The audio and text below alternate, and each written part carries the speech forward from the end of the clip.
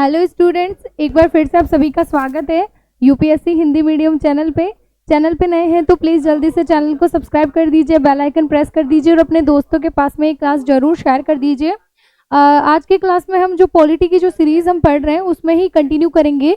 नागरिकता वाला चैप्टर आज स्टार्ट करेंगे। तो स्टूडेंट्स, पहले की क्लासेस आपने नहीं देखी है, जैसे भाग 1 हम कंप्लीट कर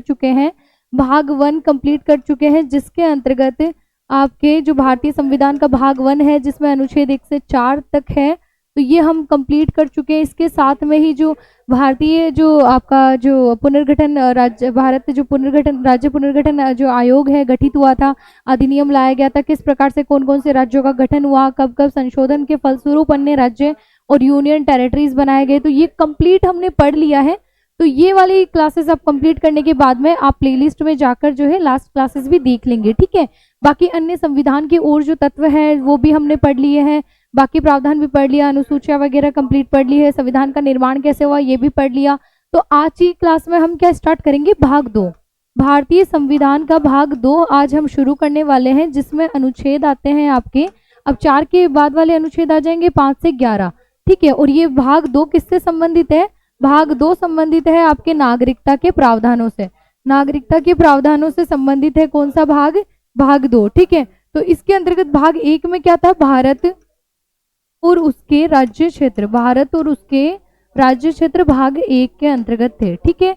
भारत और उसके राज्य क्षेत्र किसके अंतर्गत थे, भाग 1 में थे। और भाग 2 में क्या है, नागरिकता से संबंधित प्रावधान है कि नागरिकता किस प्रकार से अर्जित की जाती है, कौन कौन से प्रकार होते हैं, तो 5 प्रकार से अर्जित की जाती है, वो भी हम आगे की क्लासेस में डिस्कस करेंगे। लेकिन उससे पहले हम ये जानेंगे कि ये जो नागरिकता है, नागरिकता जिसको प्रदान की जाती है, या नागरिक जो है कौन होते हैं, कितने प्रकार के नागरिक होते हैं, नागरिकों को कौन कौन से अधिकार होते हैं, और अभारतीय नागरिक जो होते हैं उनको किस प्रकार से अधिकार होते हैं। तो टोटल कंप्लीट जो एनालिसिस विश्लेषण है हम करने वाले हैं आज की क्लास में।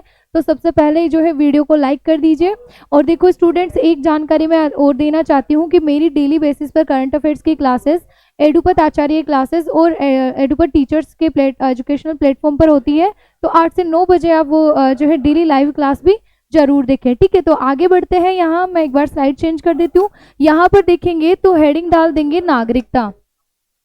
नागरिकता जो है भारत के कौन से भाग में है, तो सबसे पहले भारतीय संविधान के कौन से भाग में है, तो यहाँ पर लिख देंगे भारत के संविधान के भाग 2 के अंतर्गत है। कौन से अनुच्छेद इसके अंतर्गत आते हैं, तो अनुच्छेद 5 से 11 के मध्य यहाँ प्रावधान किया गया, ठीक है।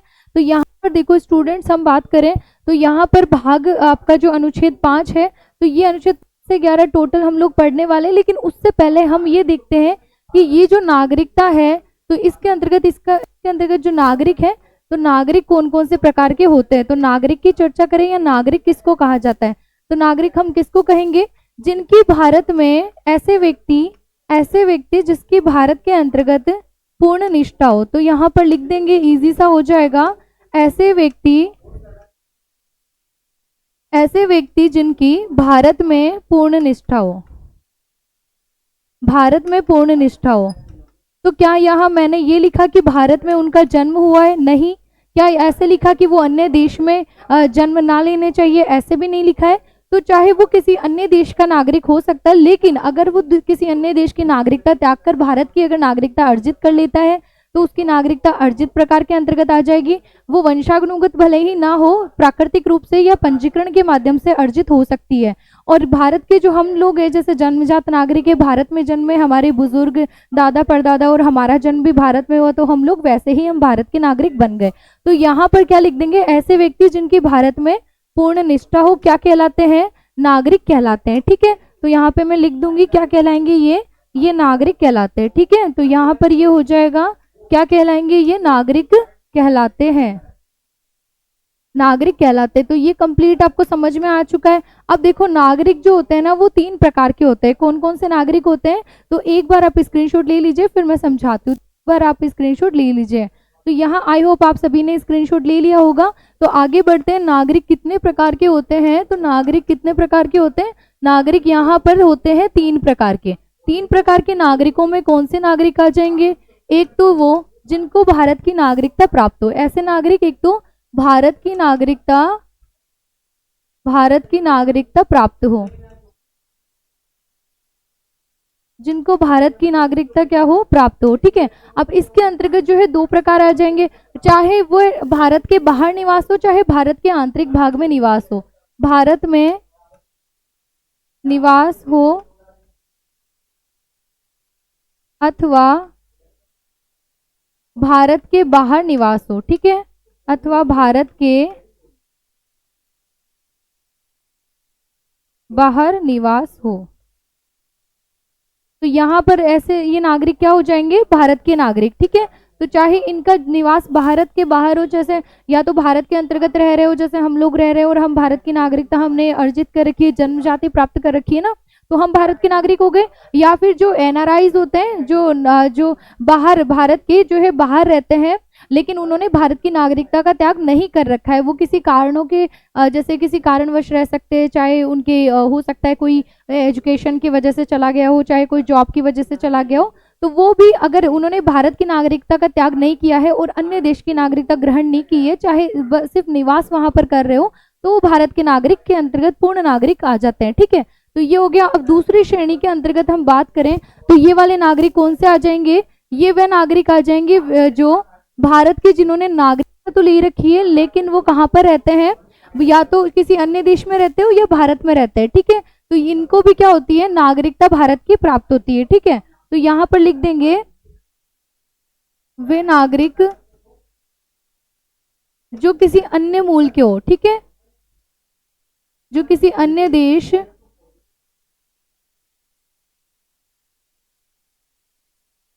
अर्थात इनका जन्म तो किसी अन्य देश में हुआ था, अर्थात ये किसी अन्य देश के पहले नागरिक थे, लेकिन अब इन्होंने जो है किसी अन्य देश की नागरिकता त्याग कर भारत की नागरिकता ग्रहण कर ली, और अब जो है भारत की नागरिकता तथा बाद में भारत की नागरिकता ग्रहण कर ली। भारत की इन्होंने क्या करी है, अब नागरिकता ग्रहण कर ली है। अब देखो स्टूडेंट्स, ऐसे जो नागरिक होते हैं ना, ऐसे जो नागरिक होते हैं, ये चाहे भारत में निवास करे या भारत के बाहर रहे, लेकिन इन्होंने भारत की नागरिकता ग्रहण कर ली तो भारत के नागरिक बन गए।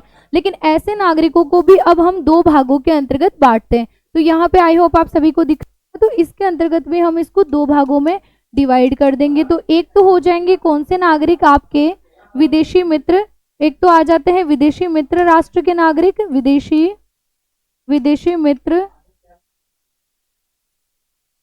विदेशी मित्र राष्ट्र के नागरिक, और दूसरे कौन से आ जाएंगे, विदेशी शत्रु राष्ट्र के नागरिक। अब यहाँ पर देखो स्टूडेंट्स, जिस देश के साथ में विदेशी शत्रु राष्ट्र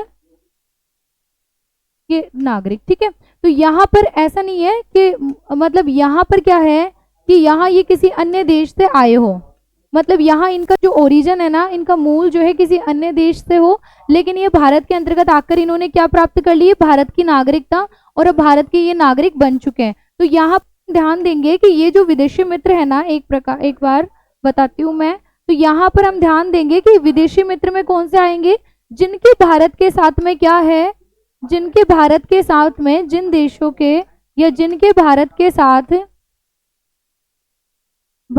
साथ सकारात्मक संबंध हो।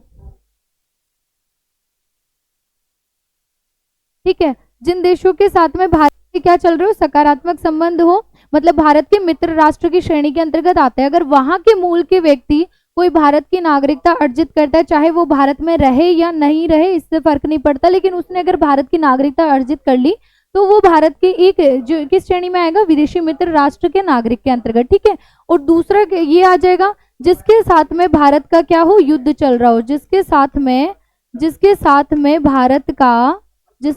में भारत का क्या हो, युद्ध चल रहा हो। तो युद्ध चल रहा हो मतलब यहाँ पर जो है दो अपवाद जो देश है, हमारे पड़ोसी देश भारत और सॉरी माफी चाहती हूँ, ये हमारा देश है, भारत से ही अलग हो चुके जो देश है, पाकिस्तान और बांग्लादेश, ये दोनों देश आ जाएंगे। ठीक है, तो यहाँ पर भारत का जो युद्ध जिससे चल रहा हो, किससे, बांग्लादेश और पाकिस्तान से, तो वो युद्ध वो नागरिक इसके अंतर्गत आ जाएंगे। जैसे अभी कुछ समय पहले जैसे सीमा हैदर है, वो आकर चाहे नागरिकता प्राप्त कर लेगी भारत की, लेकिन उस पर जो है नजरबंदी और गिरफ्तारी से उसको संरक्षण प्राप्त नहीं होगा। तो ऐसे जो नागरिक होते हैं ना, इनको गिरफ्तारी एवं जो है गिरफ्तारी के विरुद्ध गिरफ्तारी के विरुद्ध और नजरबंद, ठीक है।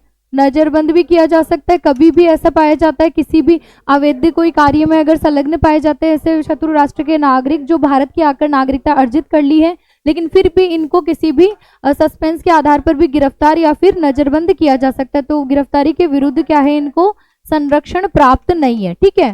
संरक्षण क्या है, प्राप्त नहीं है। अब ये भारत के चाहे नागरिक कितने ही बन जाओ, लेकिन इनको नजरबंद किया जा सकता है, गिरफ्तार भी इनको किया जा सकता है, ठीक है।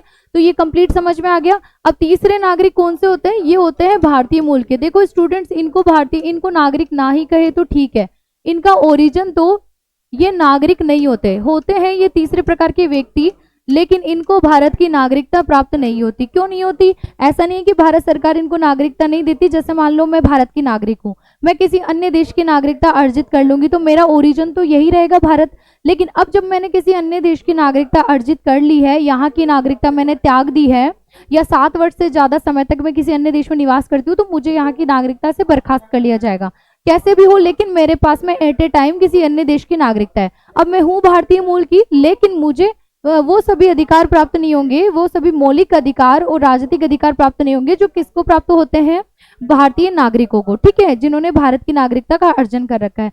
हाँ, अगर मैं चाहूँ फ्यूचर में कि मुझे सभी अधिकार चाहिए, तो मैं क्या करूंगी, भारत की नागरिकता फिर से प्राप्त करने का जो है अप्लाई करूंगी, ठीक है। तो यहाँ पर देखो स्टूडेंट्स, इसके अंतर्गत क्या होते हैं, ये भारत के नागरिक नहीं होते, क्योंकि इनके पास में क्या होती है, अन्य देश की नागरिकता होती है। लेकिन इस देखो वैसे तो 2 ही महत्वपूर्ण है इसके अंतर्गत, नागरिक में तो 2 ही श्रेणियों में आएंगे। इन्होंने तो क्या है, भारत की नागरिकता त्याग दी है, लेकिन फिर भी ये कॉन्सेप्ट आपका संपूर्ण तरीके से क्लियर हो जाए, इस वजह से मैंने ये तीसरी श्रेणी भी साथ में लिख दी है। तो इनके पास में क्या होती है, किसी अन्य देश की नागरिकता होती है, किसी अन्य देश की क्या होती है, नागरिकता होती है, किसी अन्य देश की नागरिकता होती है, ठीक है। इनके पास में क्या होती है, किसी अन्य देश की नागरिकता होती है। तो ये क्लियर आप सभी को समझ में आ चुका है। एक बार मैं ठीक से अरेंज कर देती हूँ, फिर आप एक बार स्क्रीनशॉट ले लीजिए। आई होप आप सभी को दिख रहा होगा। तो यहाँ अक्षर काफी छोटे हो चुके हैं, बट आपको दिख रहे होंगे सही तरीके से। तो यहाँ पर एक बार आप स्क्रीनशॉट ले लीजिए, फिर हम आगे बढ़ते हैं कि ये जो नागरिक होते हैं ना, भारत के जो नागरिक है, उनको कौन से अधिकार प्राप्त होते हैं, और जो अभारतीय होते हैं, जो जिन्होंने भारत की नागरिकता का त्याग कर रखा है, उनको कौन से अधिकार प्राप्त नहीं होते, ठीक है। तो एक बार मैं चाहती हूँ आप एक बार स्क्रीनशॉट ले लीजिए। आई होप आप सभी ने स्क्रीनशॉट ले लिया होगा। तो यहाँ हम देखते हैं, आगे बढ़ते हैं। यहाँ पर देखो आपको हेडिंग लगा देनी है क्या, कि ऐसे मौलिक अधिकार जो सिर्फ भारतीय नागरिकों को ही प्राप्त होते हैं। ऐसे मौलिक अधिकार, ऐसे मौलिक अधिकार, देखो इनको ना नागरिक अधिकार भी कह सकते हैं, मौलिक अधिकार या फिर नागरिक अधिकार। मौलिक अधिकार कैसे अधिकार होते हैं, जो हमें जन्मजात प्राप्त होते हैं। तो ऐसे मौलिक अधिकार या नागरिक अधिकार जो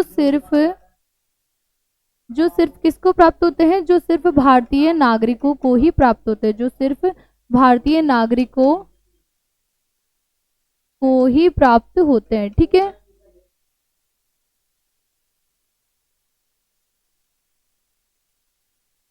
जो सिर्फ भारतीय नागरिकों को ही प्राप्त होते हैं। अब देखो यहाँ पर आपके आ जाएंगे कौन से, देखो स्टूडेंट्स, मौलिक अधिकार है, आगे हम विस्तृत रूप से पढ़ेंगे।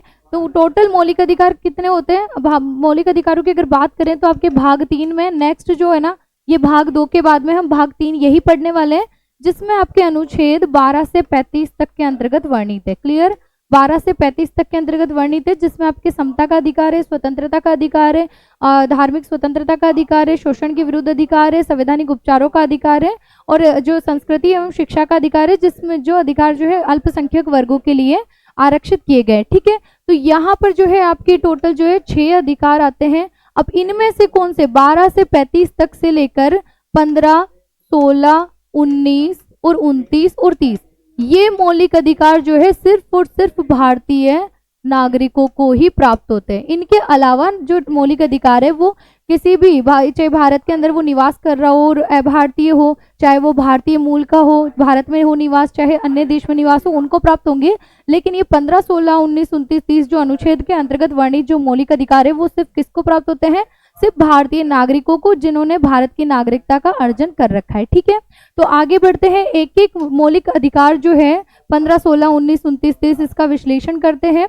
तो क्लास को जल्दी से शेयर कर देना है आप सभी दोस्तों के साथ में। आप जो है आप अपने दोस्तों का भी भला चाहते हैं, मुझे पता है, तो जल्दी से क्लास को क्या करेंगे, शेयर कर देंगे। अब देखो यहाँ पर मैं लिखूँ तो अनुच्छेद 15, अनुच्छेद 15 के अंतर्गत क्या है, अनुच्छेद 15 जो मौलिक अधिकार है ये क्या कहता है कि सभी व्यक्ति जो भारत के नागरिक है क्या है, धर्म, मूल वंश, जाति, लिंग, जन्म स्थान और जन्म स्थान के आधार पर क्या है, विभेद के विरुद्ध अधिकार है। ठीक है, तो जन्म स्थान के सभी के आधार पर क्या है, समान है ना, तो जन्म स्थान के आधार पर जिनके साथ में भी विभेद किया जाएगा उसके लिए भाई ये मौलिक अधिकार क्या है, संरक्षण का काम करेगा, के आधार पर विभेद के विरुद्ध अधिकार, विरुद्ध अधिकार। अब देखो स्टूडेंट्स, एक एक मौलिक अधिकार, ये मतलब मौलिक अधिकार नहीं समझ रहे हैं, बट एक एक जो नागरिक अधिकार है या ऐसे मौलिक अधिकार जो सिर्फ भारतीय नागरिकों को प्राप्त है, तो एक एक का विश्लेषण करते। देखो अनुच्छेद 15 क्या कहता है, चाहे कोई व्यक्ति किसी भी धर्म का हो, चाहे हिंदू, मुस्लिम, सिख, ईसाई, किसी भी संप्रदाय से संबंधित हो, उसके साथ में भेदभाव नहीं किया जाएगा और यह अधिकार सिर्फ और सिर्फ भारतीय नागरिक को प्राप्त होगा। अगर मान लो किसी अन्य देश का नागरिक जिसने किसी अन्य देश की नागरिकता अर्जित कर रखी है, या फिर वो भारतीय मूल का तो है लेकिन किसी अन्य देश की नागरिकता, जैसे बहुत सारे सेलिब्रिटीज हैं, नाम नहीं लेना चाहूंगी मैं किसी का भी पर्सनली, बट आप ध्यान, आपको पता है उन्होंने भारत के अलावा कि भारत की नागरिकता का त्याग करके किसी अन्य देश की नागरिकता अर्जित कर ली है, अब उन्हें यह मौलिक अधिकार प्राप्त नहीं होगा। मतलब धार्मिक आधार पर उनके साथ में कुछ स्थानों पर भेदभाव किया जा सकता है। ठीक है, तो यहाँ पर रिसेंटली आपने देखा होगा एक दो सेलिब्रिटीज को जो है उज्जैन के महाकाल के मंदिर के अंतर्गत प्रवेश नहीं करने दिया गया था, तो वो यही था। ठीक है, तो यहाँ पर दूसरा हम देखते हैं मूल वंश। जैसे मान लो कि आप प्राचीन काल में जैसे कोई ठीक है, मैं किसी भी एक वंश का पर्टिकुलर नाम नहीं लूंगी, लेकिन ऐसे कुछ वंश थे जो बिन पैंदे के लौटते थे, कभी अंग्रेजों के साथ में मिल जाते थे, कभी किसी अन्य देश की शक्तियों के साथ में मिल जाते थे। उनके मूल वंश से अगर आप संबंधित है, फिर भी अभी भारतीय नागरिक है आप, तो आपके साथ में कोई किसी प्रकार का भेदभाव नहीं किया जाएगा। ठीक है, तो ये अधिकार भी किसको प्राप्त होता है, भारतीय नागरिक को। दूसरा हम देखें तो चाहे आपकी जाति कोई भी हो, किसी भी प्रकार की, कितने भी, जैसे बहुत सारी जातियों के अंतर्गत जो है वर्गीकृत किया गया है, तो हमारा समाज जो है जातियों में बटा हुआ है, लेकिन आपके साथ में जाति के आधार पर किसी भी प्रकार का भेदभाव नहीं किया जाएगा। ठीक है, तो यहाँ पे क्लियर हो गया, चाहे आप स्त्री है, पुरुष है या फिर थर्ड जेंडर है, आपको जो है लिंग के आधार पर भी भेदभाव नहीं किया जाएगा। तीसरा क्या है, जन्म स्थान, आपका जन्म कहीं पर भी हुआ हो भारत के किसी भी कोने में या फिर विश्व के किसी भी कोने में, लेकिन अभी वर्तमान में अगर आप भारत के नागरिक हैं तो आपको जन्म के स्थान के आधार पर भी विभेद नहीं किया जाएगा। जैसे मान लो ब्रिटेन ने इतने वर्षों तक हमें गुलाम बनाकर रखा और ब्रिटेन के आप पहले क्या थे, ब्रिटेन मूल के थे, लेकिन अब आपने जो है भारत की नागरिकता अर्जित कर ली है, तो अब भारत के नागरिक बन चुके हैं, तो अब आपके साथ में जन्म स्थान के आधार पर किसी प्रकार का भेदभाव नहीं किया जाएगा। ठीक है, तो ये इस प्रकार के जो है अनुच्छेद 15 के अंतर्गत वर्णित है। फिर देखेंगे हम अनुच्छेद 16, 15, 16, 19, 29, 30, जैसा कि मैंने बताया ना आपको, 15 अनुच्छेद 15, 16, 19, 29 और 30। ठीक है, तो यहाँ मैं लिख दूंगी। फिर इसके अंतर्गत देखो, अब यहाँ पर देखिए तो 15, ये जो अनुच्छेद 16 है ये क्या कहता है, अवसर की समता का अधिकार देता है ये। ठीक है, लोक नियोजन के विषय में अवसर की समता, पूरा ही लिख लेते हैं। ठीक है, तो यहाँ पर लोक नियोजन के विषय में, लोक नियोजन के विषय में अवसर की समता का अधिकार, अवसर की समता, ये हो जाएगा लोक नियोजन के विषय में अवसर की समता का अधिकार, इसके अंतर्गत आ जाएगा। ठीक है, तो यहाँ पर क्या है कि आप अगर भारत की नागरिकता आपने अर्जित कर ली है, भारत के अगर आप नागरिक हैं, तो आपके साथ में किसी भी प्रकार के अवसरों की जो है विभेद आपके साथ में नहीं किया जाएगा। अगर मान लो कोई भी वैकेंसीज आती है या कोई भी आगे बढ़ने की अपॉर्चुनिटीज है, वो सब व्यक्तियों के, जैसे मान लो वैकेंसीज अगर आती है तो सब व्यक्तियों को पता चलता है। ऐसा नहीं है कि किसी एक वर्ग को जो है पता लगाया गया है कि भाई ये वैकेंसीज आई है और लिमिटेड सीट्स है और आप लोग अप्लाई कर दीजिए, ऐसा नहीं होता। वो जो है पब्लिकली जो है वैकेंसीज की घोषणा की जाती है, अवसर के आप सभी को समान अवसर दिए जाते हैं, रोजगार भत्ते, हाँ वो ये है कि कुछ आरक्षित वर्गों के लिए है, लेकिन वो है कि आप सभी के सामने जो है हर प्रकार की, मतलब जो है सरकार जो अपॉर्चुनिटी सबको देती है समान रूप से। ठीक है, तो यहाँ अनुच्छेद 16 है, वो भी किसको प्राप्त होता है, जो भारत के नागरिकता जिन्होंने अर्जित कर रखी है। ठीक, आई होप आप सभी का क्लियर हो चुका होगा। तो जल्दी से मैं चाहती हूँ कि आप स्क्रीनशॉट ले लें और इस सेशन को जो शेयर कर देंगे अपने दोस्तों के साथ में। तो आई होप आप सभी ने लिख लिया है या फिर स्क्रीनशॉट ले लिया है। तो आगे बढ़ते हैं। फिर 15, 16, 19 अनुच्छेद 19 के अंतर्गत कौन सा अधिकार है जो सिर्फ भारतीय नागरिकों को ही प्राप्त है?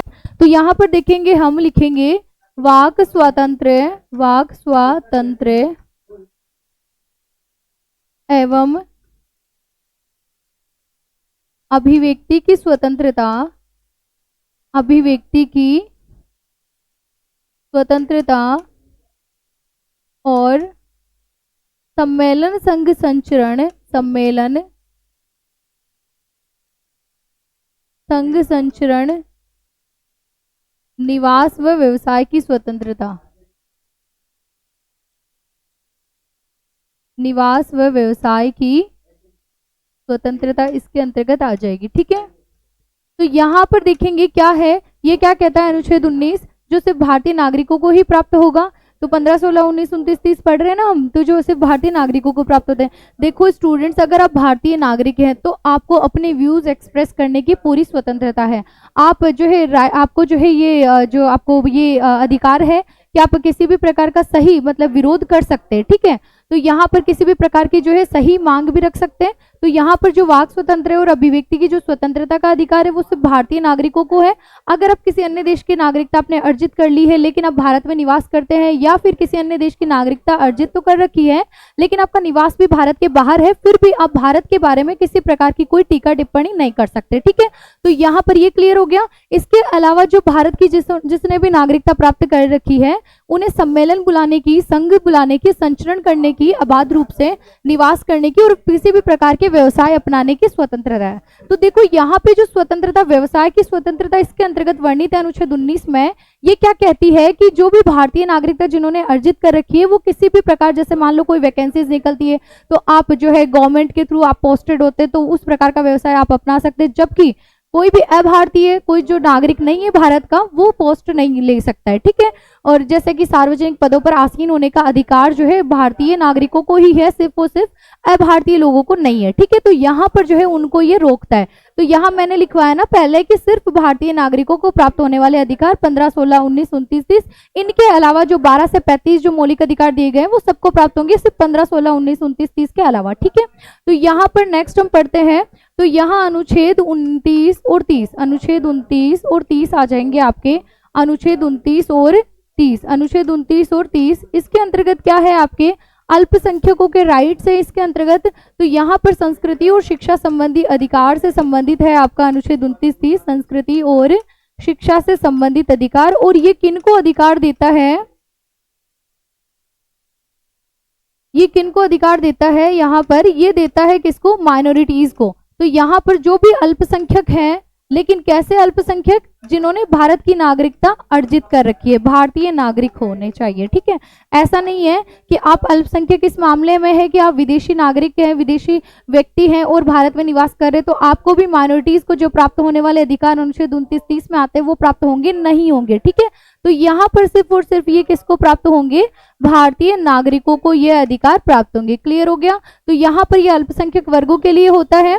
तो यहाँ देखो स्टूडेंट्स क्या होता है, ये अल्पसंख्यकों से संबंधित कैसे है और हमारे वाली शिक्षा जो राइट है वो कहाँ पर है, तो वो किसके अंतर्गत है, आपके अनुच्छेद 21 के अंतर्गत आता है आपका प्रारंभिक शिक्षा का अधिकार, अनुच्छेद 21A के अंतर्गत। ठीक है, जिसको आपके मौलिक कर्तव्य 11 के तहत भी जो है कर्तव्य माता पिता के द्वारा अपने 6 से 14 वर्ष के बालकों को निःशुल्क एवं अनिवार्य शिक्षा का अधिकार जो प्राप्त होना चाहिए बच्चों को, उनके लिए कर्तव्य में निर्धारित किया गया मौलिक कर्तव्य में 51 क के अंतर्गत, और वही अधिकार बना दिया गया किसके अंतर्गत, अनुच्छेद 21 क के अंतर्गत। ठीक है, तो यहाँ पे प्रारंभिक शिक्षा का अधिकार जो हमें प्राप्त होता है ना, माइनॉरिटीज के अलावा जो अन्य जो वर्ग है जो क्रीमी लेयर्स के अंतर्गत आते हैं उनको ये प्राप्त होता है। ठीक है, तो यहाँ पर ये टोटल हमने जो अनुच्छेद जो प्राप्त होंगे किसको, भारतीय नागरिकों को, जिन्होंने भारत की नागरिकता का क्या कर रखा है, अर्जन कर रखा है, उन्हीं को प्राप्त होंगे। इसके अलावा जो अभारतीय होंगे उनको प्राप्त नहीं होगा। ठीक है, तो यहाँ पे आई होप आप सभी के क्लियर हो चुके होंगे।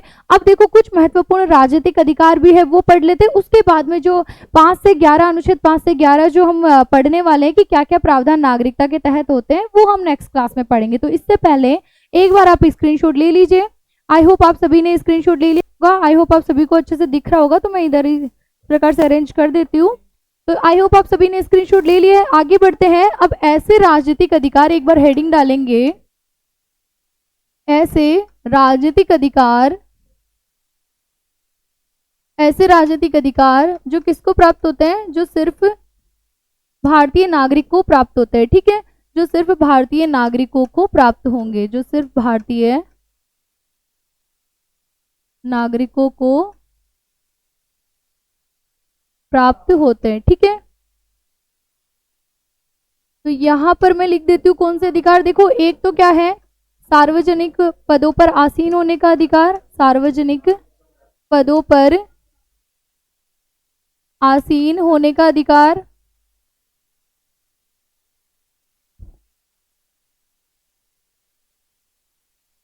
सार्वजनिक पदों पर आसीन होने का अधिकार। देखो, इसके अंदर कौन से सार्वजनिक पद आ जाएंगे आपके, सरकारी पद आ जाएंगे। सरकारी पद में देखो दो प्रकार के आते हैं, एक तो आप अगर वैकेंसीज के थ्रू अगर किसी भी पोस्ट पे पोस्टेड होते हैं तो, अदरवाइज जो है पॉलिटिशियंस, मंत्री वगैरह, जो मंत्री पद है ना, ये भी इसके अंतर्गत आ जाते हैं, मंत्री पद या फिर सार्वजनिक जो पद होते हैं ना, सार्वजनिक सेवा के अंतर्गत। तो इस प्रकार के जो भी कोई भी अगर पद है तो उस पर आपको पदासीन होने का अधिकार किसको होगा, जिन्होंने भारत की नागरिकता ग्रहण कर ली है, ठीक है। तो इसके अंतर्गत देख लेते हैं, जैसे आपके राष्ट्रपति नहीं बन सकते आप, किसी भी प्रकार से आप सुप्रीम कोर्ट या उच्चतम न्यायालय प्लस हाई कोर्ट आपका है या फिर उच्च न्यायालय है, उसके अंतर्गत जो है आप क्या नहीं बन सकते, न्यायाधीश नहीं बन सकते हैं, ठीक है। किसी भी प्रकार के जो है सार्वजनिक पद पर आप आसीन नहीं हो सकते, प्राइम मिनिस्टर नहीं बन सकते, मतलब किसी प्रकार का चुनाव आप नहीं लड़ सकते। तो यहाँ पर दूसरा पॉइंट क्या बन जाएगा, मतदान देने का अधिकार। मतलब यहाँ देखो मैं क्या कह रही हूँ, जो नहीं कर सकते वो किसके लिए है, जिन्होंने भारत की नागरिकता का त्याग कर रखा है। ये किसके लिए, जिनके पास में क्या है, भारत की नागरिकता है। तो यहाँ पर तो पॉजिटिव में लिखेंगे, जो भारत की नागरिकता का जिन्होंने त्याग कर दिया है, या फिर जो भारत की नागरिकता जिन्होंने अर्जन ही नहीं किया है, उनको ये अधिकार प्राप्त नहीं है, चाहे वो भारत में निवास करते हो चाहे वो भारत के बाहर निवास करते हो, ठीक है। तो दूसरा क्या आ जाएगा, मतदान करने का अधिकार। तो मतदान करने का अधिकार, मतदान किसके अंतर्गत, लोकसभा में और राज्य विधानमंडलों में। तो यहाँ पर एक तो हो जाएगा लोकसभा में, लोकसभा के कोई चुनाव में आप भाग ले सकते हैं, क्यों, अगर आप भारत के नागरिक हैं तो, अदरवाइज आप नहीं ले सकते। इसके अलावा राज्य के विधानमंडल इसके अंतर्गत आ जाएंगे। विधानमंडल में देखो दो, विधानमंडल लिखने का मेरा आशय क्या है, इसमें दो प्रकार के सदन होते हैं, एक तो होता है क्या, विधानसभा, और दूसरा क्या होता है, विधान परिषद। विधान परिषद खैर राजस्थान में तो नहीं है, अगर आप राजस्थान के नागरिक हैं तो। नागरिक देखो हमें वैसे भारतीय होने के नाते ही प्राप्त है, राजस्थान के निवासी है तो, ठीक है। तो यहाँ पर जो विधान परिषद सिर्फ और सिर्फ 6 राज्यों में है। 6 राज्य आपके कौन कौन से है, तो यहाँ 6 राज्य के अंतर्गत है, तो वो भी आपको जैसे आगे की क्लासेस के अंदर पूरे अच्छे तरीके से डिफाइन कर दिया जाएगा जब हम विधानमंडल वाला टॉपिक पढ़ेंगे, ठीक है। तो यहाँ पर देखो मैं अच्छे प्रकार से अरेंज कर देती हूँ, तो आई होप आप सभी को दिख जाएगा। यहाँ देखो हम आगे बढ़े तो और क्या अधिकार प्राप्त नहीं है, चुनाव लड़ने या फिर निर्वाचन में भाग लेने का अधिकार नहीं है। किसको नहीं है, अभारतीयों को। इसके अंतर्गत तो है जो भारतीय नागरिक का जिन्होंने अर्जन कर रखा है। तो यहाँ पर निर्वाचन का अधिकार, निर्वाचन में भाग लेने का, मैं उम्मीदवार के रूप में भाग लेने का, भाई चुनाव लड़ेंगे तो उम्मीदवार के रूप में भाग लेंगे ना। तो यहाँ पर क्या आ जाएगा, उम्मीदवार के रूप में भाग लेने का अधिकार, ठीक है। तो आई होप आप सभी का क्लियर हो चुका होगा। तो यहाँ पर ये ऐसे कुछ अधिकार हैं जो सिर्फ और सिर्फ हमें भारतीय होने के नाते, भारतीय नागरिक होने के नाते ही प्राप्त हैं। तो आई होप आप सभी का क्लियर हो चुका होगा। तो एक बार आप स्क्रीनशॉट ले लीजिए, और जो भी आपकी और भी कोई क्वेरीज होती है कुछ क्लासेस के रिगार्डिंग, तो आप मुझे कमेंट करके बता सकते हैं। अदरवाइज आप मुझे सोशल मीडिया पे भी यूपीएससी हिंदी मीडियम नाम से आप फॉलो कर सकते हैं, मेरा ऑफिशियल इंस्टाग्राम हैंडल है। और इसके अलावा जो आपको सब्सक्राइब तो कर ही लेना है यूपीएससी हिंदी मीडियम चैनल को, और अपने दोस्तों के पास में जरूर शेयर कर देना। डेली मेरी करंट अफेयर्स की क्लासेस 8 से 9 बजे के मध्य में डेली लाइव क्लासेस होती है। कहाँ पर, एडुपत आचार्य क्लासेस पर, साथ ही एडुपत टीचर्स पे। तो वहाँ पे चैनल पे भी आपको जाना है, सब्सक्राइब कर लेना है, बेल आइकन प्रेस कर देना है, अपने दोस्तों के पास में शेयर कर देना है। मिलते हैं नेक्स्ट क्लास में आपसे, तब तक के लिए धन्यवाद। खुश रहिए, पढ़ते रहिए, अपना ध्यान रखिए। जय हिंद, जय भारत।